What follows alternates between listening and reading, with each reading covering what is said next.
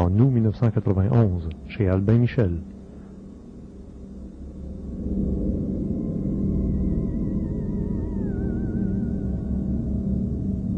Monsieur Jean-Pierre Petit, directeur de recherche au CNRS, au Centre national de la recherche scientifique en France, affirme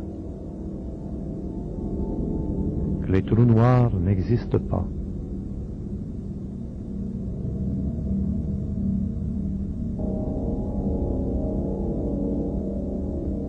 Qu'il y a la présence d'un univers jumeau ou nôtre, ce qui permet aux civilisations avancées de rejoindre la Terre, et de plus, il affirme que la vitesse de la lumière n'est pas constante, ce qui est tout à fait contraire au dogme de la science conventionnelle. Et toutes ces informations, il les a vérifiées par des calculs savants dont il est capable, puisque sa compétence en cette matière est reconnue mondialement. Ils ont été fournis par des extraterrestres qui sont parmi nous. Il déclare que 95% de ses travaux sont inspirés par les humites, des êtres qui viennent de la planète Humo, située à 15 années-lumière de la planète Terre. Il risque de créer un véritable schisme au sein de la sacro-sainte science. Si c'était un schisme, la science serait une religion.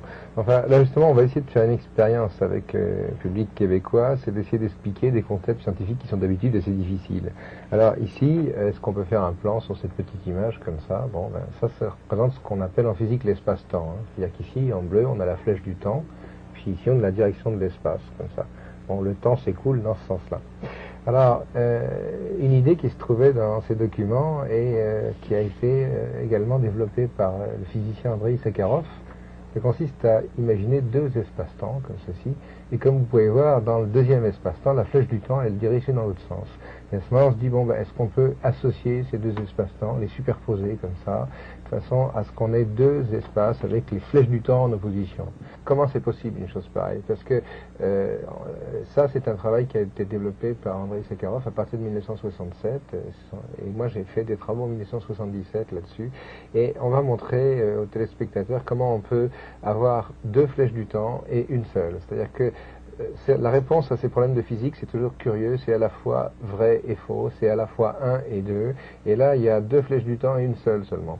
Alors pour ça, ça va nous amener à regarder ces petits dessins là, et on va encore faire un petit plan sur cette chose-là. Ça c'est un peu une image de ce qu'on pourrait appeler la cosmologie classique. Là, en haut vous avez l'origine du temps, le Big Bang. Ici sur cette ligne j'ai représenté une trajectoire de temps, hein. Et puis ici vous avez une bande comme ceci. Finalement l'espace, c'est la coordonnée azimutale qui permet de faire le tour de cet objet. Et puis vous voyez donc sur ce dessin, en bleu, la flèche du temps. Et ici, elle est sur l'envers de la bande de papier, et je l'ai représentée en rouge. Mais on voit bien que quand on fait le tour de cet espace, le temps s'écoule toujours dans le même sens. Eh bien, on va faire une petite opération géométrique. Je ne sais pas si les téléspectateurs pourront bien s'en souvenir. Pour ça, il faudrait mieux qu'ils enregistrent sur magnétoscope ce genre d'opération, de façon à pouvoir le refaire d'eux-mêmes. C'est vraiment assez amusant. Alors, vous voyez cette espèce de bande d'espace-temps. Eh bien, ici, on l'a représentée comme ceci. Hein. Est-ce qu'on la voit bien, donc, sur l'image? Bon, on voit ici la flèche du temps en bleu, comme ça, et de l'autre côté, c'est aussi la flèche en rouge, mais c'est clair que le temps, il s'écoule toujours dans le même sens, quoi, hein. Alors, ça, ici, on a donné une certaine géométrie à cet espace-temps qui ressemble un peu, on pourrait dire, à une motte de beurre, comme si on reprend un petit plan comme ça, hein. Ça, c'est la conception conventionnelle scientifique. Voilà, la conception conventionnelle scientifique. Bon, alors on prend un petit morceau de cette convention conventionnelle scientifique, qui est cette espèce de petit bout d'espace-temps. Maintenant, on va faire une opération, c'est pour ça que j'ai besoin d'un bout de scotch, comme ça, et que je ne l'ai pas complètement fermé. Vous voyez comment se trouve la bande, comme ceci, hein. Alors là, il va falloir bien regarder, hein, parce que je prends ici cette bande de papier et je la fais passer au travers, comme ceci. Avant de la lier. Avant de la lier, je la fais traverser, comme ça, tac. Et une fois que je traverse, à ce moment-là, je fais le lien entre les deux, comme ceci. Bon, alors j'obtiens une bande de papier comme ça, qui est un peu une forme de 8. Mais il y a une chose qui est claire, c'est toujours la même bande de papier. Et quand je prends que je la parcours, j'ai pas de problème avec le temps. Et on se souviendra que les flèches du temps vont dans la même direction, que ce soit d'un côté ou de l'autre. Alors maintenant, on fait une chose. Là, il faut un peu serrer sur l'image pour qu'on puisse bien voir ce qui se passe, parce que c'est pas ma figure qui est importante, c'est ce que je tiens. Vous voyez, je fais une opération et les téléspectateurs qui voudront essayer de refaire ça chez eux, mais il faudra qu'ils s'entraînent un petit peu et qu'ils fassent des essais. Regardez ce qui s'est passé. Hop, en faisant ça, eh bien, d'abord, on constate une chose sur cette chose, c'est que la flèche bleue a disparu. Hein, c'est assez étonnant. La flèche bleue a disparu et on obtient quelque chose qu'on appelle un ruban de Mébius.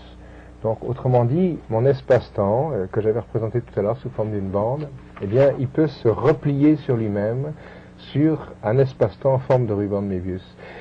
Et quand je prends ce ruban de Mébius ici et que je regarde localement ce qui se passe, eh bien, si je regarde ce qu'il y a derrière, regardez, la flèche du temps est en opposition.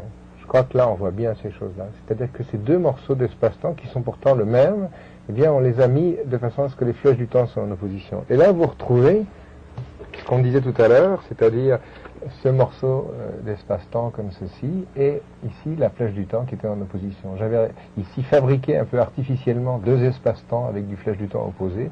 Et là, une opération géométrique qui fait que l'espace-temps, il est replié de façon à ce que les flèches du temps soient en opposition. Et c'est ça, si vous voulez, le sens géométrique de la conception gémellaire. C'est-à-dire qu'il n'y a pas deux univers, il y en a un seul, mais il est bizarrement fait. La topologie, la géométrie de l'espace-temps est faite de telle façon que localement, eh bien, on a une sorte de conjugaison entre deux feuillets spatio-temporels qui ont des flèches du temps en opposition. Et pour retrouver, si on veut, la géométrie de cet espace-temps, on prend un ruban de Mébius. Et vous savez qu'un ruban de Mébius, c'est simple. Vous prenez une bande de papier, vous la refermez sur elle-même, puis vous faites un demi-tour. Et une fois que vous avez fait ce demi-tour, vous mettez de la peinture sur ce ruban de Mébius. Et ça, c'est la peinture sur le ruban de Mébius. Et quand on peint un ruban de Mébius, comme il n'a qu'un seul côté, eh bien, on fait deux fois le tour et on obtient cette structure-là. Donc, autrement dit, ça veut dire que l'espace-temps, tel qu'on l'imagine, ce serait une sorte de peinture d'un espace-temps, lui, qui serait inorientable dans le temps. C'est pour ça qu'il y a des idées comme ça qui sont un petit peu passionnantes et bouleversantes. Donc ça, c'est des concepts qui sont développés d'abord par Andrei Sakharov, puis après j'ai fait une chose en 77. Et il y a aussi des physiciens, des mathématiciens comme le médaille Field Alain Cohen qui commencent à examiner un petit peu cette structure d'univers en deux feuillets. Et ça, c'est une idée vraiment à mon avis, très révolutionnaire et très féconde dans le domaine de la science, et je dois dire pour ma part que c'était pas la mienne et que je l'avais trouvée dans ces textes que j'avais eus à partir de 1975. Donc j'y vois un petit brin de malice. Finalement, c'est assez amusant pour un scientifique de sortir un travail qui est peut-être une grande valeur et de se dire que l'idée initiale, c'est pas lui qui l'a eue. Et je serais incapable de cacher une chose pareille, quoi. Je veux dire que la règle du jeu de la science fait que on ne peut pas emporter la prime de son succès scientifique sans révéler ses sources. Et je trouve que c'est beaucoup plus passionnant d'imaginer que des gens dont on n'a pas identifié l'existence, mais qui prétendent venir d'une autre planète, et puis fournir des idées aussi extraordinaires. Sur le plan pratique, est-ce que ça voudrait dire qu'il y a une possibilité de réversibilité du temps, c'est-à-dire qu'on passe d'un plan à l'autre et on recule dans le temps? Non, non, non. Ça, c'est sûr bon. que la question qui se pose lorsqu'on a des modèles comme ça, avec une flèche du temps qui s'inverse, on se demande, mais alors est-ce qu'on peut voyager dans le temps? Est-ce qu'on peut connaître l'avenir, se promener dans le passé, etc.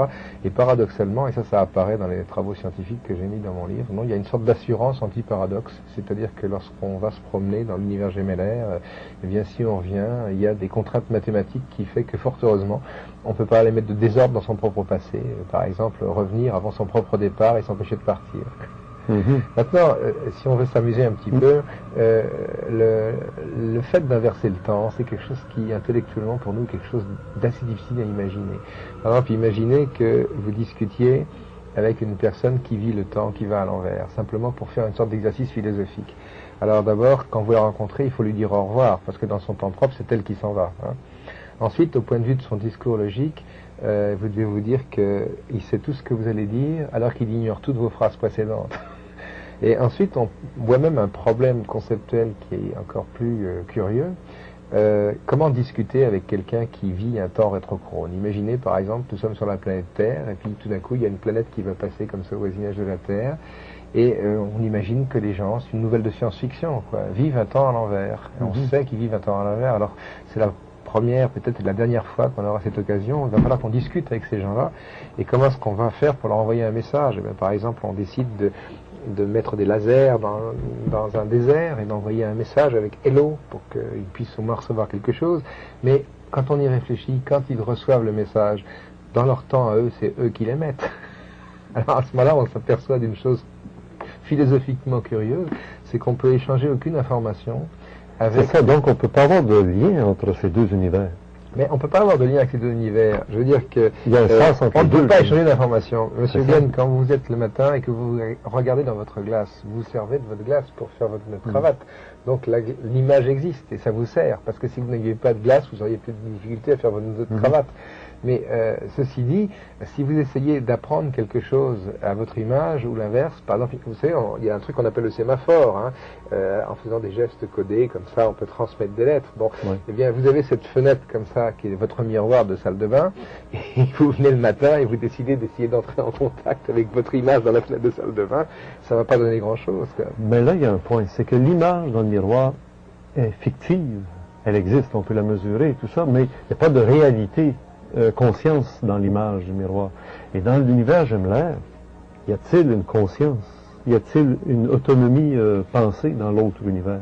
Ou ce n'est qu'une projection Ben, vous savez, on pourrait dire tout est projection. Hein. C'est Platon qui avait lancé son image du mythe de la caverne en disant que de toute manière, tout ce que nous observions, c'était des ombres au fond d'une grotte, et finalement nous sommes des ombres en train de discuter au sujet d'autres ombres, et la grande machinerie qui fait ce système optique, eh bien, Platon pensait qu'on ne la connaîtrait pas.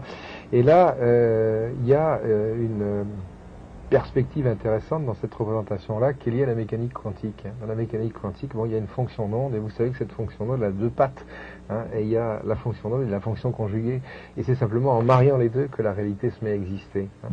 Alors, moi je pense que il ne faut pas chercher à situer la matière d'un côté, savoir s'il y a conscience, matière, réalité, où se trouve la réalité. La réalité, c'est le mariage entre les deux. Hein. Est-ce que c'est enrichissant? Est-ce que ça ici, ça peut aussi expliquer la méthode de déplacement des humites et des extraterrestres potentiels pour aller d'un point à l'autre de l'univers? On dit qu'ils sont à 15 années-lumière de la Terre, ils viennent ici en 6 mois. Alors là, effectivement, tout ça c'est très amusant, et si on faisait c'est vrai que si on faisait un film pour la télévision, il faudrait avoir un petit peu de matériel, un petit peu comme un matériel d'illusionniste, mais parce que la physique c'est une illusion aussi. Hein. Et imaginez d'entendre ça d'un physicien. Oui, non, mais comme un philosophe. Hein, je veux dire, Platon disait que le réel était une illusion, mais on joue avec des illusions, et nous, ce qu'on fait, les scientifiques, on essaye de rendre compte, de sauver les apparences. On a des phénomènes qui sont des apparences, et puis on crée des modèles, et puis ces modèles, ils expliquent pas, en ce sens qu'ils donnent pas la réalité intime, mais on se dit, tout se passe comme si ça s'était passé comme ça. Hein. Et puis, tous les siècles, ça change, tous les 50 ans, ça change, donc il faut quand même garder une certaine modestie, en disant, ben, avant, on avait une représentation mécaniste des objets, on disait les électrons, c'est des petites boules dures, maintenant, c'est devenu des fonctions d'onde, peut-être que dans 10 ans, 20 ans, 30 ans, ce sera encore autre chose. Et si on en revient au problème des voyages comme ça, eh bien, on pourrait dire que la solution, c'est est-ce qu'on peut trouver une transformation physico-mathématique qui permet de changer la fonction de la mécanique quantique en sa fonction d'onde conjuguée, faire cette inversion. Et à ce moment-là, eh bien, les particules qui subiraient ce processus se retrouveraient sur l'autre feuillet de l'univers. Donc déjà, il y aurait une possibilité pour est-ce qu'on dirait dématérialisation? Dématérialisation, exactement. Parce que en fait, c'est plutôt un échange de matérialisation. C'est-à-dire que les particules qui sont dans notre feuillet d'espace-temps se retrouveraient dans l'univers gémellaire, et inversement, les particules qui sont dans l'univers gémellaire viendraient chez nous, quoi, pour prendre la place. Alors si on conjugue l'espace empli par un véhicule avec un espace où le milieu soit très raréfié, eh bien quand le véhicule disparaît à la vue des observateurs, eh bien il reste un emplacement où il y a quelques petites particules d'antimatière qui se battent en duel et qui s'annihilent, et ça ne fait pas beaucoup de dégâts, quoi. Et le fait de partir comme ça dans un univers, dans la partie gémellaire de l'univers, on pourrait dire quel intérêt est-ce que ça présente. Bon, lorsqu'on arrive avec son vaisseau dans ce milieu, les particules vont se comporter à ce moment-là comme dans l'antimatière, ce qui fait qu'il faut vraiment s'en protéger comme de la peste, ce qui fait que la machine aura un champ électromagnétique et tout un système de protection qui lui permettent d'éviter les impacts des atomes de notre univers qui créeraient autrement des destructions à la paroi. Mais ce qui est important, c'est que comment dire, cet espace-temps ici, il a une certaine élasticité. C'est comme l'histoire du miroir, c'est-à-dire que lorsque le véhicule part et se retrouve dans son espace gémellaire, eh bien, il peut y avoir des configurations à certains moments où toutes les distances soient contractées. L'espace gémellaire n'est pas à l'autre bout de l'univers. Il est là, il est présent partout. Mais voilà. Comme nous, on est ici. Je dirais, c'est là que c'est encore le type de réponse, il est à la fois à l'autre bout de l'univers et à la fois présent. Puisque, regardez la chose suivante. Ici, on a deux régions qui sont conjuguées de l'espace et de l'espace jumeau. Et regardez où ils sont l'un par rapport à l'autre. Et ça, je crois qu'il faut regarder. Ils sont diamétralement opposés. Vous voyez? C'est-à-dire qu'en Ce qui expliquerait la possibilité aux ovnis d'être d'un bout à l'autre de l'univers presque... Pas instantanément. Non, pas instantanément, mais je veux dire, ils choisissent comme ça. Ça explique aussi pourquoi on ne peut pas aller flanquer la pagaille dans son espace-temps, parce que si on veut revenir en suivant la voie normale, eh bien, on a un chemin considérable à faire. Et vous voyez, par exemple, j'ai fait des travaux de magnéto-hydrodynamique. Hein. Bon, ben, là, il y a des planches qui montrent un petit peu ces choses-là dans le journal, etc. Bon, dans ces textes humides, il y avait une question qui était posée. Est-ce qu'on peut se déplacer à vitesse supersonique sans faire de bang, sans faire d'onde de choc? Bon, ben, là c'est pareil. Si vous restez dans le cadre de la mécanique conventionnelle, la mécanique des fluides conventionnelle, la réponse est non. À chaque fois que vous vous déplacez à vitesse supersonique, vous faites une onde de choc. Bon, mais si au lieu de rester dans ce cadre de la mécanique des fluides, on rajoute des forces électromagnétiques, à ce moment-là on change le contexte du problème et à ce moment-là la réponse est on peut supprimer les ondes de choc.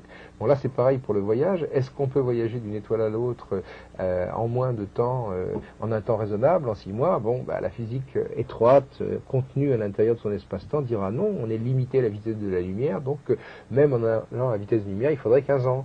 Mais si on a un univers gémellaire qui, lui, subit ce qu'on appelle les fluctuations de jauge, c'est-à-dire où les dimensions sont de temps en temps plus grandes et de temps en temps plus courtes, et bien à ce moment-là, les choses deviennent possibles. Bon, c'est un peu compliqué de rentrer dans ce détail, mais en tout cas, ça amène une chose, c'est la notion de vague d'ovnis. Pourquoi est-ce que tout d'un coup il y a une apparition massive d'objets et puis tout d'un coup pendant des années on voit plus rien? Eh bien c'est peut-être parce que l'hyperespace est bien plissé dans le bon sens et à ce moment-là les agences de voyage de différentes planètes affichent complet, les gens disant écoutez la planète Terre qui est située à tant d'années-lumière de chez nous est accessible, alors tout le monde va retenir son billet pour venir passer quelques jours ou quelques semaines sur cette planète. Il y a un afflux massif de gens en provenance de différents systèmes et puis tout d'un coup, eh bien, les agences disent tout le monde retourne dans sa soucoupe parce que la fenêtre hyper spéciale est en train de se refermer et si vous ne rentrez pas à temps sur la Terre, vous allez vous retrouver bloqué, alors tout le monde repart. Le fameux truc de Cendrillon. Hein? Oui, c'est Cendrillon. Minuit, absolument, passer minuit. Oui. Monsieur Jean-Pierre Petit, vous nous avez accordé une belle heure de vulgarisation, de connaissances scientifiques de pointe. Ça ébranle même, dit-on, les fondements de la science actuellement. Et tout ça vous a été transmis par des communications, soi-disant, d'êtres qui se prétendent eux-mêmes extraterrestres. Vous n'avez quand même pas contrôlé, vous les avez jamais rencontrés physiquement, leur demander leur passeport. Exactement, je veux dire que j'ai travaillé 15 ans sur toutes ces idées-là, et puis, ma foi, il y a un problème d'honnêteté. Hein. Arrivé à certains moments, je me suis dit, ben, il faut que je raconte et que je dise la vérité. Et c'est surtout valable pour la cosmologie, parce qu'en cosmologie, ça c'est tout à fait clair, j'aurais jamais pu obtenir ces résultats-là si j'avais pas eu ces documents. Il y avait des clés mathématiques là-dedans qui étaient fournies, qui étaient très précises. Par exemple, il y a un modèle à vitesse de la lumière variable, mais je savais quand même que le produit du rayon de courbure de l'univers par le carré de la vitesse de la lumière était une constante. Je savais que la courbure était négative, je savais que l'énergie se conservait pas la masse, etc. Tout ça, ce sont des informations qui sont beaucoup plus que celles qu'on peut tirer de considérations ésotériques. Ça, c'était transmis par les jumettes, là. Complètement, oui, et de façon claire dans des textes qui sont en plus datés des années 60. Une autre chose, c'est que dans ces textes-là, vous avez reçu l'information qu'aux États-Unis, il y avait des laboratoires, ils donnaient le nom des laboratoires où il y avait certaines recherches de pointe qui se faisaient dans les années 60-70. Et vous êtes allé voir directement les... Ben oui, disons qu'en 75, il y avait des informations concernant le développement des armes à énergie dirigée dans des laboratoires comme Livermore et Sandia, et le hasard a fait que, en tant que journaliste, parce que je faisais un peu de journalisme scientifique, j'ai pu me rendre dans ces laboratoires et constater effectivement de visu que se développait déjà à l'époque ce qui est devenu beaucoup plus tard la guerre des étoiles. Donc ils ont mené partout. Ils voient tout ce qui se passe, même dans nos laboratoires les plus secrets. Oui, c'est ça. Je veux dire que dans ce dossier-là, ce qui est curieux, c'est que ce sont des gens qui, effectivement, comme vous dites, ont le nez partout. Ils ont le nez dans notre science de pointe, ils ont le nez dans notre biologie, ils ont le nez dans le problème des armements, et ils fournissaient début janvier la désignation des cibles irakiennes dans l'attaque américaine.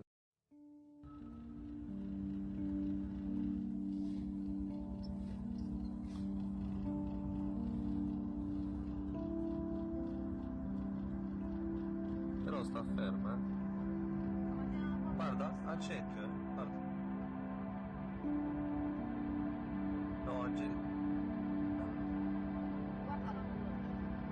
No, no, guarda.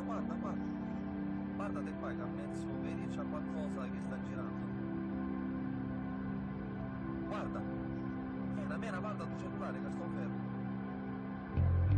Guarda che al centro è nero.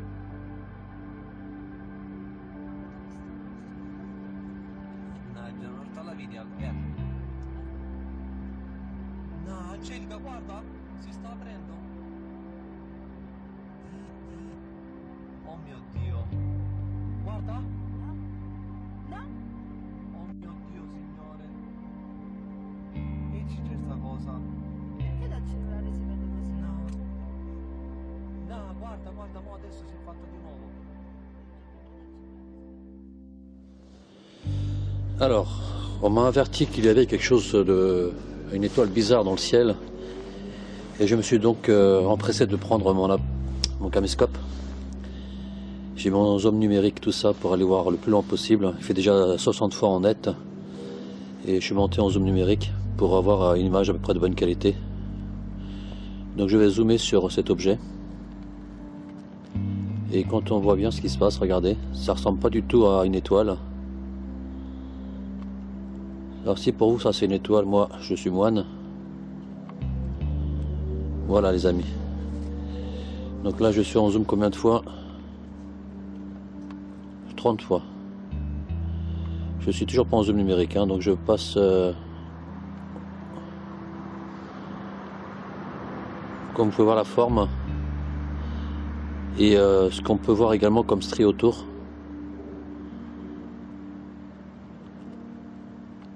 Je suis en zoom 40, allez on va monter à 52 fois, voilà.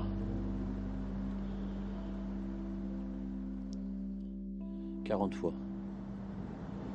Caméscope ne lâche surtout pas. 54, 50, allez je suis à 60 zoom.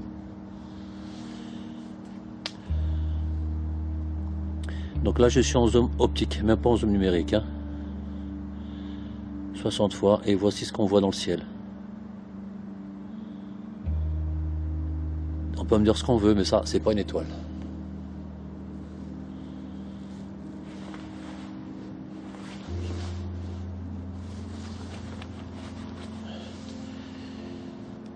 Alors, je vais faire zoom arrière parce que, voilà.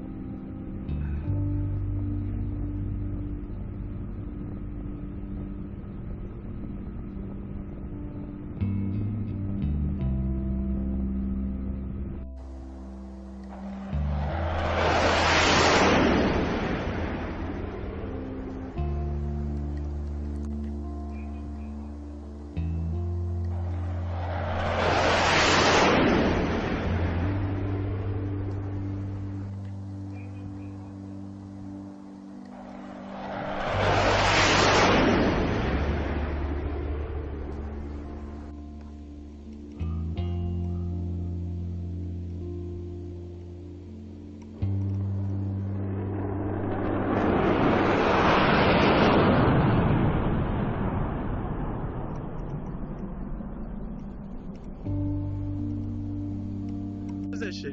I'm recording it right now. I'm scared. Scared of what? What if it falls? Look it. How are those fireworks and they're just fucking cruising around like that? Hey.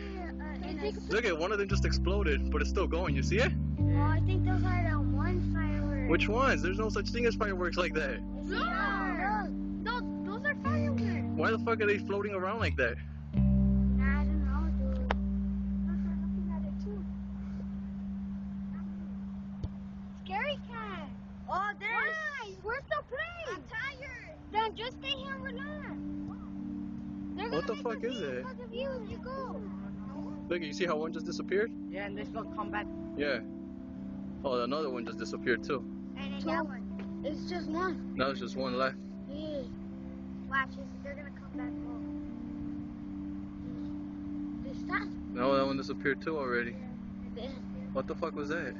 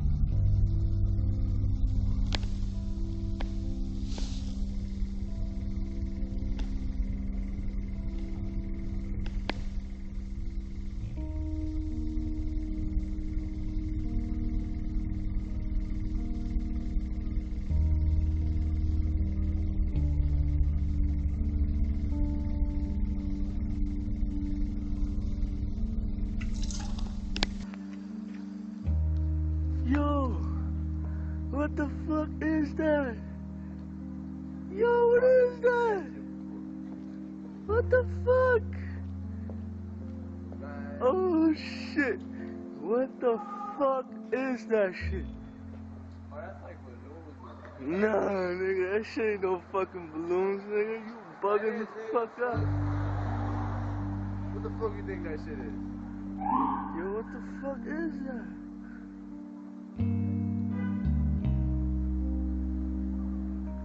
Yo, what is that? That shit gonna be on Neil Win tomorrow. What the fuck is that shit? Yo, yo.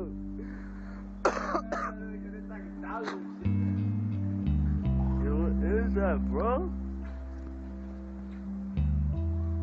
What the fuck? Ain't no fucking balloons, nigga. You bugging out.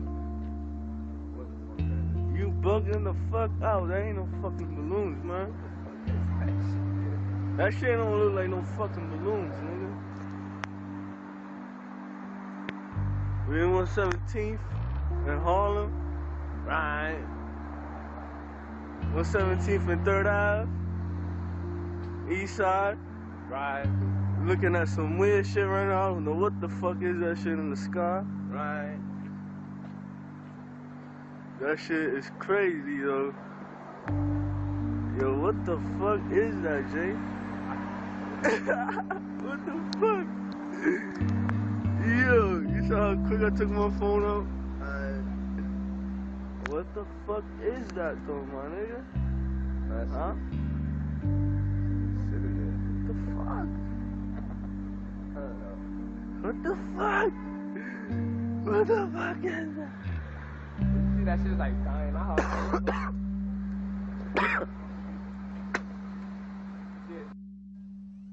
Interesting lights here. Some of those are planes, and they're probably all planes.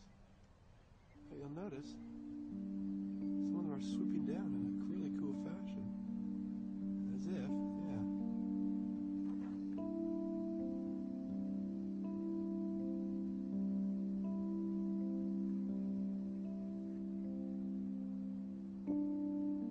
Not sure what those guys think they're doing. What the hell do these guys think they're doing? Air show this time of night? There's those guys again.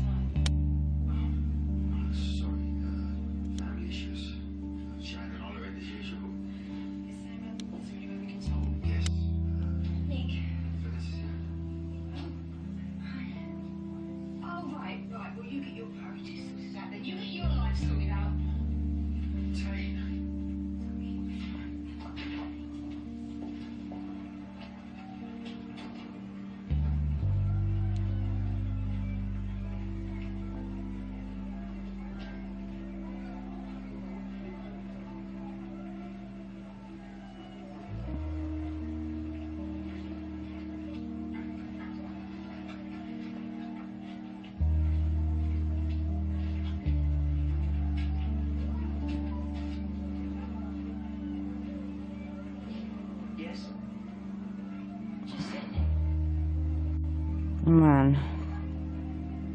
Spit it out, Tina. I need to.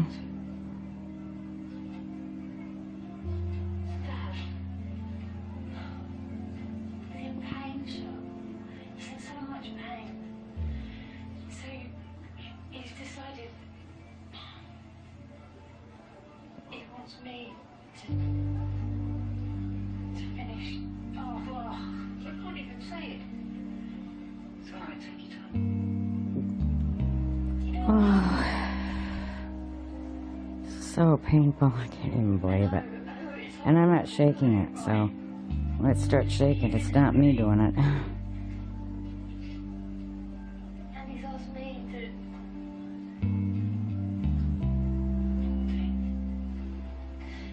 Don't yell at me, alright? Because I've had enough of that up there. Nobody is listening to you. Nobody wants to do anything, and I don't know what to do. Oh, please, get my...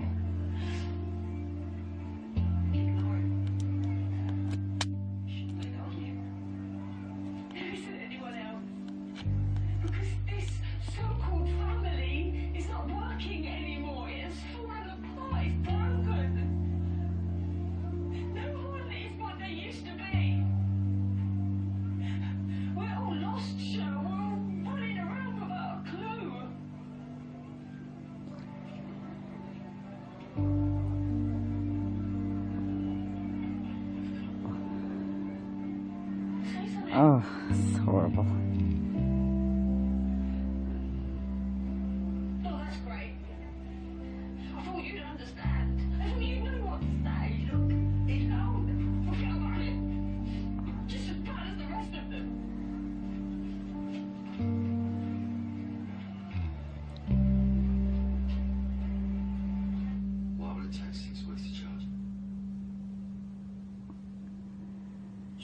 Bright Plumbing Company can help take the stress and worry out of an emergency repair.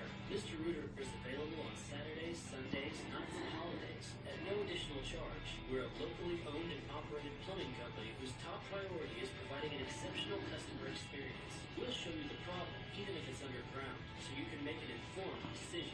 Mr. Reuter Plumbers always explain what they're going to do before any work starts. Selecting the right plumber is an important decision. There's a reason they call us Mr. Voilà, nous recevons aujourd'hui Jean-Pierre Petit, qui est directeur de recherche au CNRS, qui est également auteur de bandes dessinées sur la science, et on va beaucoup s'aider de vos dessins, de votre talent de dessinateur aujourd'hui pour essayer de comprendre tout ça. Pour aller plus vite, pour aller en supersonique, apparemment, ce qui nous empoisonne la vie, c'est cette sacrée onde de choc. C'est ça? L'onde de choc, c'est un problème de mécanique des fluides, et des fluides, vous en avez chez vous, c'est de l'eau. Hein. Ouais. Ici, on va présenter un certain nombre d'instruments de laboratoire essentiels. Le premier, c'est simplement une cuvette remplie d'eau. Hein. Oui. Vous en avez au CNRS? Oui, nous avons des cuvettes. En France, on n'a pas de pétrole, mais on a des éviers. Alors ici, j'ai représenté un personnage qui trempe son doigt dans l'eau. Et comme le bouchon de pêcheur à la ligne, vous faites ça. À ce moment-là, vous faites des ondes concentriques comme ça qui se propagent à une dizaine de centimètres à la seconde. Et ça, c'est l'équivalent des ondes sonores. Oui. Alors, si vous êtes subsonique, si vous déplacez votre doigt dans la cuvette comme ça doucement, vous verrez que la surface de l'eau reste plate. Donc, vous ne créez pas de perturbation dans le milieu liquide. Quand vous avez un bateau qui navigue lentement, bien l'écoulement se fait tout tranquillement. Maintenant, deuxième appareillage déjà plus sophistiqué que vous avez peut-être chez vous, c'est la baignoire. C'est-à-dire un plan d'eau plus important. Il vous faut aussi un appareil plus sophistiqué qui est une petite coque de bateau que vous allez emprunter à votre gamin. Et si vous déplacez la coque à faible vitesse, la surface de l'eau reste plane. Et lorsque vous dépassez cette vitesse critique, qui est la vitesse de propagation des ondes circulaires, donc la vitesse du son, eh bien à ce moment-là, vous allez créer des vaguelettes que vous voyez, 2 vagues d'étrave et 2 vagues de culot, qui sont les analogues fidèles des ondes de choc. Et dans le temps, il y a une trentaine d'années, on utilisait encore ces calculateurs analogiques, qui ont été remplacés maintenant par les ordinateurs. On faisait des calculs sur les ondes de choc avec des plans d'eau. Donc c'est quelque chose de très scientifique. Donc on peut tous faire ces expériences-là, on peut vraiment comparer ce qui se passe dans l'eau et ce qui se passe dans l'air. Absolument, c'est fiable. Hein. Alors, pourquoi quand on franchit la vitesse du son, on a cet énorme bang? Imaginez un bateau comme un destroyer, par exemple. Alors il rentre dans le port de Brest à petite vitesse. Il ne se passe rien, mais s'il arrive à 60 km/h, il fait une vague énorme et il casse tout. Hein. Donc l'onde de choc, c'est la vague que crée l'avion. C'est une vague d'air, et c'est ça, cette surpression qu'on appelle le bang. Et il y a, comme vous pouvez voir, 2 vagues, et ce qui fait que quand vous avez déjà entendu ces bangs, souvent on entend bam, c'est-à-dire les 2 bangs très rapprochés qui correspondent à ces 2 ondes. Il n'y a que les avions qui provoquent des bangs. Non, il n'y a pas que les avions qui provoquent des bangs. Vous avez 2 façons de faire des bangs. Dans les cirques, par exemple, avec un fouet. Quand vous donnez un coup de fouet, le bout du fouet va à vitesse supersonique et tac, vous faites une onde de choc. Vous faites une onde de choc. Puis vous avez une deuxième source d'onde de choc dans la nature, c'est les éclairs. Les éclairs, vous avez une décharge électrique. Cette décharge électrique crée un chauffage très intense. L'air se dilate. Et quand la dilatation est assez violente, vous avez un tonnerre. Le tonnerre, c'est une onde de choc. Et l'autre problème de la chaleur dont on parle souvent, à quoi il est dû? C'est le frottement de l'air contre la carogne de l'avion?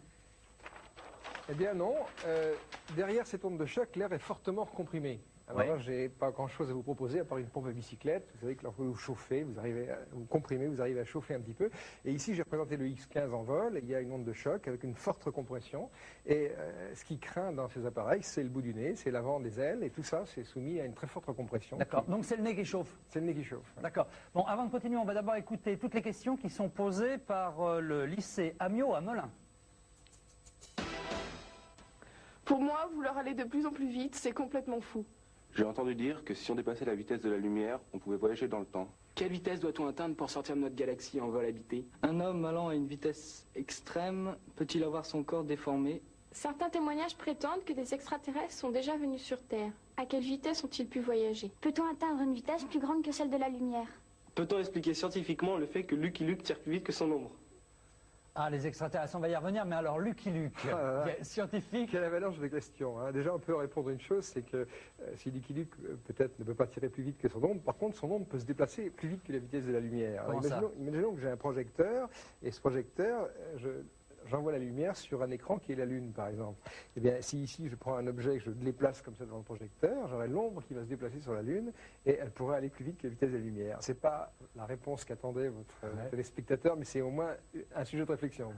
Alors, revenons à notre vitesse supersonique. Est-ce qu'on peut aller plus vite que la vitesse du son avec simplement une hélice? Alors d'abord, il faut des modes de propulsion. Qu'est-ce que c'est qu'une hélice? Bon, une hélice, c'est simplement une aile qui tourne. Hein. Si vous faites une coupe d'une pale d'hélice, vous trouvez presque le profil d'aile. Ouais. Donc ici, j'ai pris 2 ailes d'avion, je les ai attachées ensemble, je fais tourner, j'obtiens un rotor d'hélicoptère. Hein. Maintenant, ce rotor d'hélicoptère, si je le fais tourner de 90 degrés, ben, j'obtiens une hélice d'avion. Une hélice d'avion, ben, ça aspire l'air et ça permet d'aller à des vitesses raisonnables. Ceci dit, plus on va vite, plus le bout de la pale d'hélice va à grande vitesse et à ce moment-là, elle se met à travailler très très mal. Et ça ne se prête pas du tout. On peut pas. Au vol supersonique. Ben, disons qu'il y a des avions à la fin de la guerre qui atteignaient justement, qui tangentaient cette vitesse sonique, qui avaient des phénomènes comme le Tempest, mais simplement à cause du poids. Là, c'était pas le moteur, c'était des pianos à queue volant, et lorsque les types se mettaient en piqué, plein pot, eh bien... on imagine un avion civil avec des 100 passagers. Voilà, on peut quand même pas baser le vol supersonique sur la gravité, parce que... Alors, de façon à résumer le problème... résoudre le problème, bien, on a conçu des moteurs différents. C'est le réacteur, c'est ça? Le turboréacteur, je dirais schématiquement qu'il a son hélice à l'intérieur. Hein. L'hélice du réacteur travaille en subsonique. Devant, on a une onde de choc qui se forme. Cette onde de choc crée une recompression des gaz.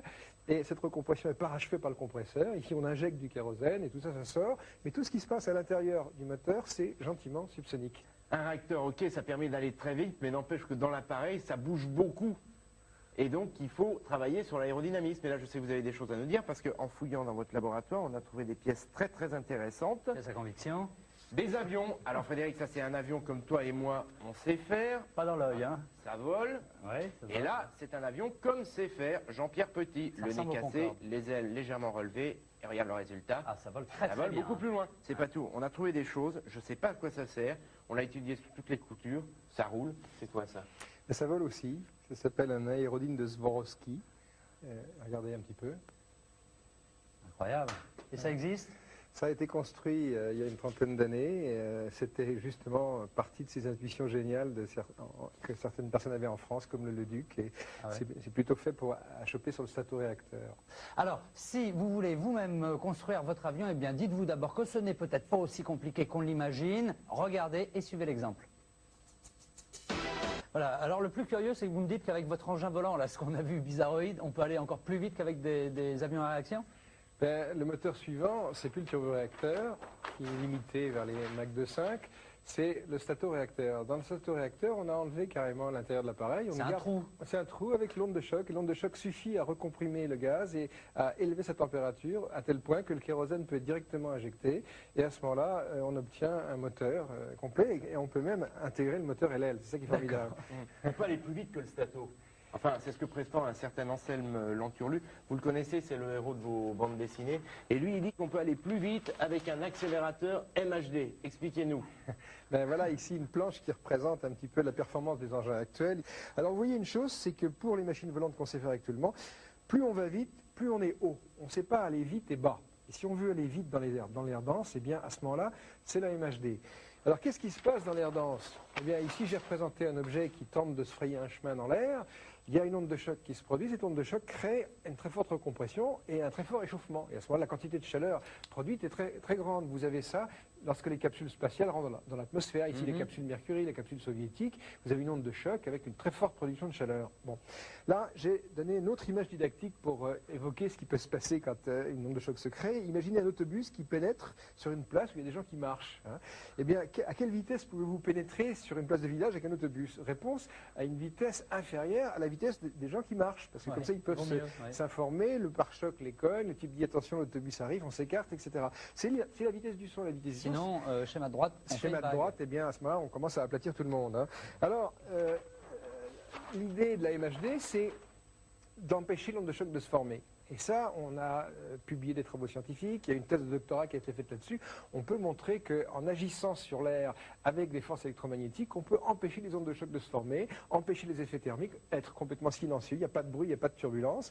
Et pour ça, il faut ioniser l'air autour de la machine, ce qui fait que si on voyait un engin comme ça se promener la nuit, bien, il aurait un bel aspect de ce genre. D'accord, et ça peut exister, ce type d'engin? Ben, le problème, c'est qu'on n'a pas le moteur qu'il faut, mais si, le jour où les moteurs apparaîtront, on aura des mégawatts assez légers, eh bien, disons, dans 50 ans, peut-être 100 ans, obligatoirement, les avions s'en auront à ça. Je voudrais pas dire, mais à basse altitude, allant très vite avec une lumière comme ça ressemble à une soucoupe volante, non? Je peux pas le nier. Vous ne pouvez pas le nier, donc Non. ça pourrait être une voie de recherche intéressante. Certainement. Oui, d'accord. Alors on pourra peut-être essayer... C'est un secret défense? Non. C'est simplement, en France, ce sont des recherches abandonnées. D'accord. Alors, bon, en attendant d'en savoir plus sur ce sujet, parce que je pense qu'on y reviendra dans cette émission, eh bien, la question multipoint est la suivante. Quelle est la vitesse de la lumière? Je vous propose 3 réponses. 300 000 km/s, 75 000 km/s ou 1 200 000 km/s. Choisissez bien. On passe tout de suite à l'agenda, Jamy. On vous a parlé d'Anselme Lanturlu, vous retrouverez ses aventures dans toutes les bonnes librairies. C'est édité chez Belin, Anselme Lanturlu, le porte-parole de Monsieur Petit. La chronique de l'aviation aux éditions Chronique. Nous, on s'en est beaucoup servi pour préparer ce dossier. On a notamment été conseillé par le commandant Chemel qui a écrit ces quelques centaines de milliers de pages. Et puis, on continue avec les avions, ça c'est chez Larousse, c'est un incontournable. Et puis incontournable également, c'est l'exposition permanente, le salon de l'air et de l'espace au Bourget avec un numéro de téléphone, le 49 92 71 71. Voilà, et la bonne réponse à la question multipoint, eh bien, la vitesse de la lumière, c'était la réponse numéro 1, est de 300 000 km/s. Est-ce qu'on pourra espérer aller aussi vite un jour avec un engin ou pas? C'est une autre émission. C'est une autre émission. Ok, en tout cas, merci beaucoup d'avoir été notre invité. C'est bizarre, ça tombe, on ne sait pas ce que c'est. Ça descend encore?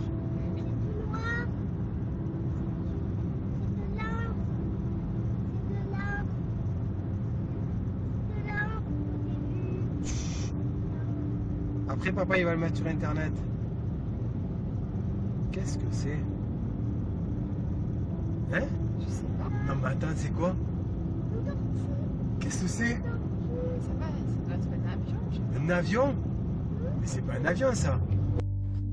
哎，老婆，快来看，天上那个亮点发出那个声音，我找着了，就那个东西发出的声音，快来呀！我在哪儿了？我没看见呢。哎呀，真的，好像是，快录下来吧。哎，你在录呢，已经在录了。你拉近我看看。拉近呢，正在拉近。那是什么呀？让那个墙挡上了，飞出来了又。哦，真的，是不是什么7号反应车呀？今天现在说的是7号反应地球的。不是吧？如果是的话，它应该往下落啊。你看它还往在那云彩那块飞呢。我看见了。我飞这么快，快看。看见了，也不快呀，真的。天哪，快点！呀！全停那儿了。真的。你说它能落下来吗？你说？落下来上，哎呀，飞走了。没了。飞走了。你说它能飞哪儿去？你说？飞没了。你说它能飞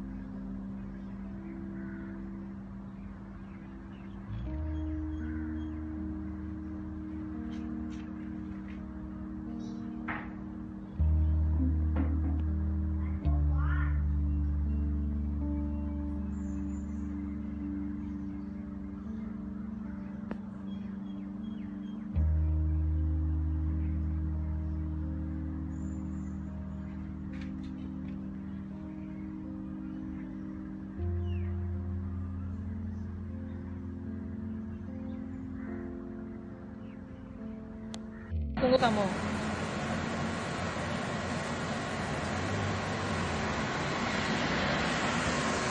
Naroon na tulpo be? Naroon na niya be? Siapa be? Pelai mama kapan be berada be? Ni berkelingin apa yang banyak?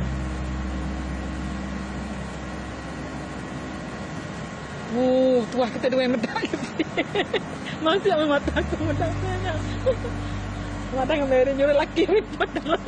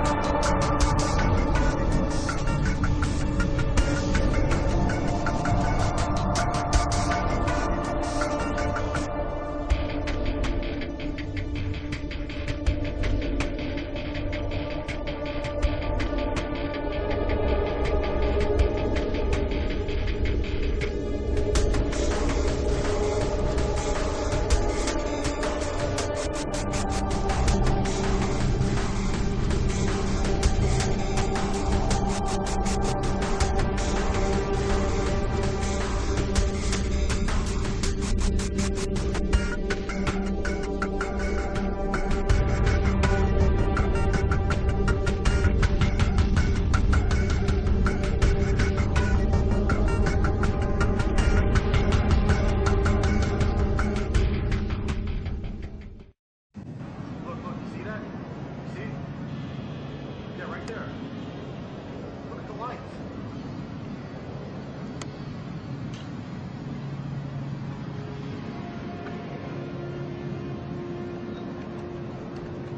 Wow, that's crazy. Doesn't look like my ears.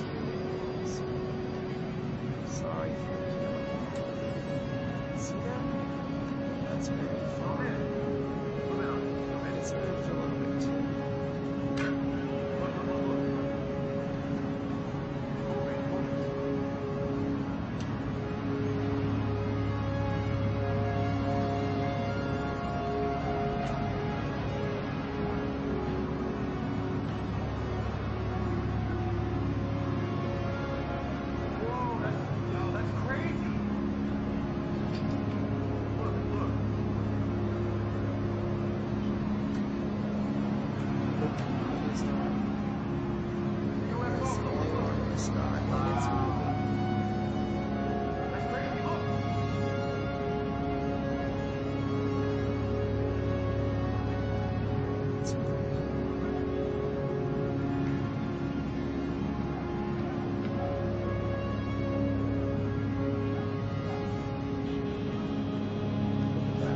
Up there. Where is that now?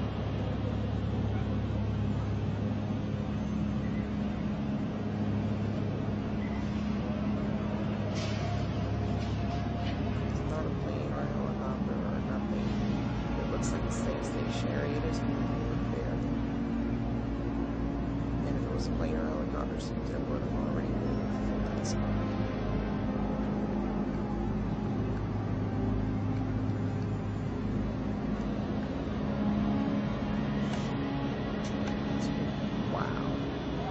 Down into where it was up at the top. The top of the bushes.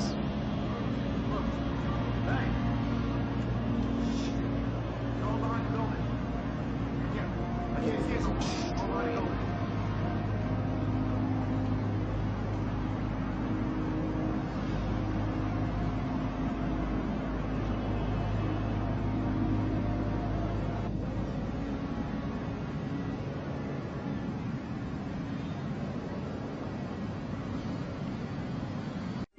Tunnel in Stuttgart, Deutschland, wo ein seltsames Fahrzeug von der Kamera angefangen wurde. Bei dem Fahrzeug handelt es sich vermutlich um die verlorene gegangene Ladung von dem Zwischenfall, der sich auf der Bundesautobahn 81 letzte Woche ereignete. Wobei das Merkwürdigste daran lässt sich jedoch erkennen, wenn wir das von der Tunnelkamera aufgenommene Filmmaterial verlangsamen. Bemerken Sie das mysteriöse Licht, welches das Fahrzeug scheinbar verfolgt? Könnte es sich hierbei um das gleiche Licht handeln, durch den der Fracht-LKW letzte Woche... Yeah, they're making it look way too obvious. No, just hold it. I'm videoing. I know I'm videoing it too, so this is going to be right there. I did. Oh, watch out. Watch out. You guys are making it look way fucking obvious. Look at my phone.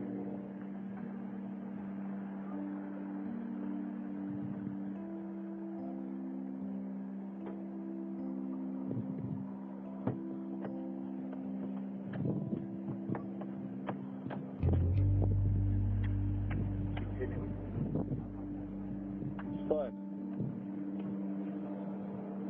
Just get out and take a picture, dude.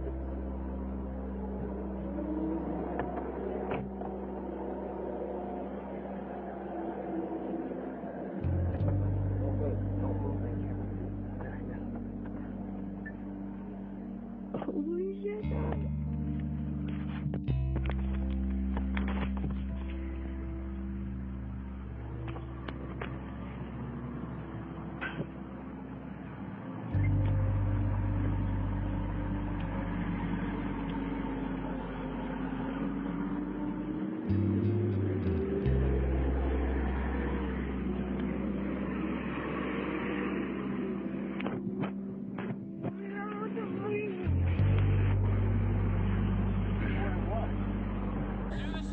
Happy New Year! Happy New Year!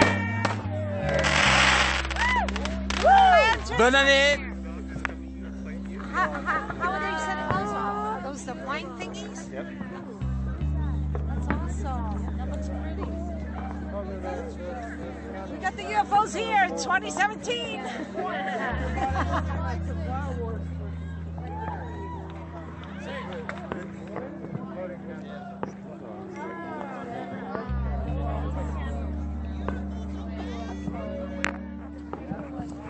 You want some sparkling grape juice?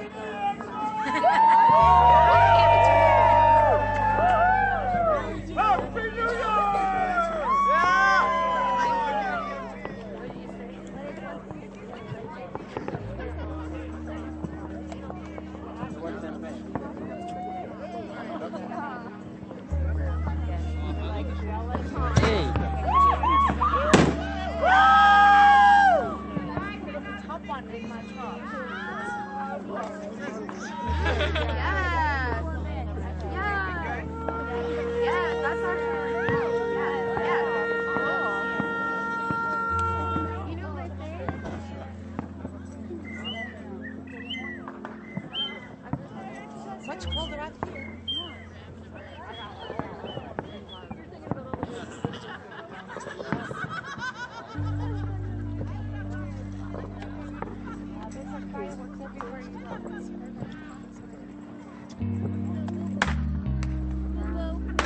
Have a boo-boo. Police.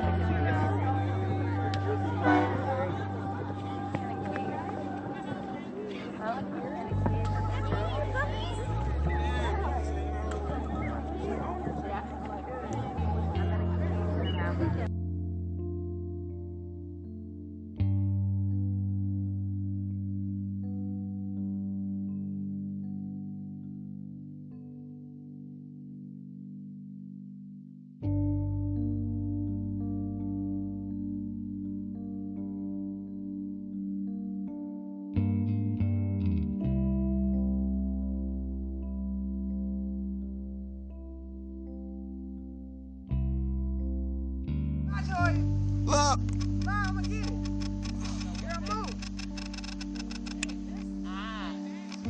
Look, y'all.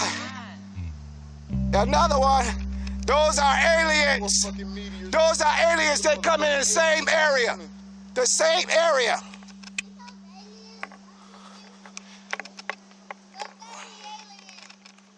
Look at that.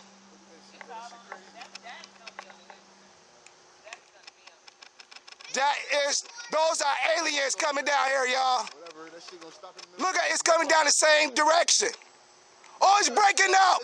Oh, it's 6, it's 8, it's 9. Oh, shit. Oh, shit. Look at that. Oh, look at that. They stop. They stop. Look at that shit.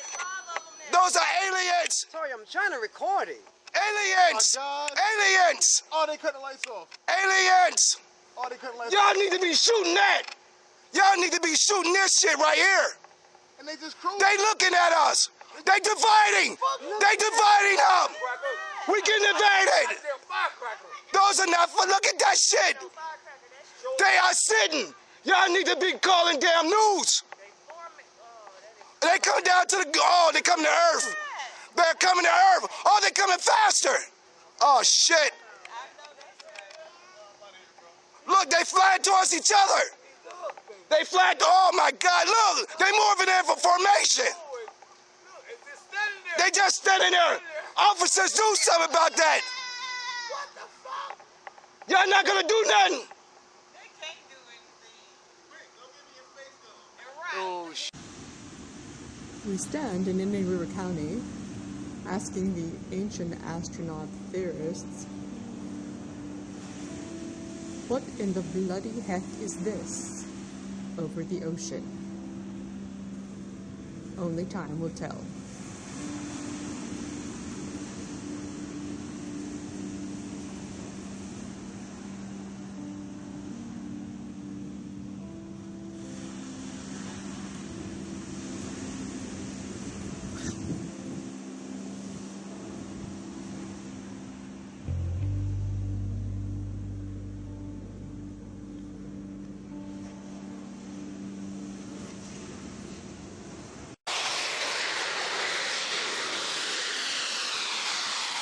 ce n'est pas le tournage du prochain James Bond, mais bel et bien le projet un peu fou sur lequel travaille depuis 2012 la société française Zapata Racing, basée à côté de Marseille. Le Flyboard Air, une planche volante de 20 kg sur laquelle sont fixées 2 grosses chaussures pour ne faire plus qu'un avec la machine. Équipée de 2 stabilisateurs et de 4 micro-turboréacteurs développant une puissance de 1000 chevaux, on la dirige comme un skateboard, avec l'inclinaison des pieds. Et c'est avec une télécommande que l'on gère sa puissance. Son pilotage est ultra sensible. Pour l'heure, ce n'est encore qu'un prototype. Son inventeur, l'ancien champion du monde de jet ski Frankie Zapata, l'a néanmoins déjà testé en vol à de nombreuses reprises au cours des 5 derniers mois. Des vols à une trentaine de mètres au-dessus du sol et à 80 km/h. Il détient même depuis le 30 avril dernier le record du monde de la plus longue distance parcourue en planche volante, plus de 2 km.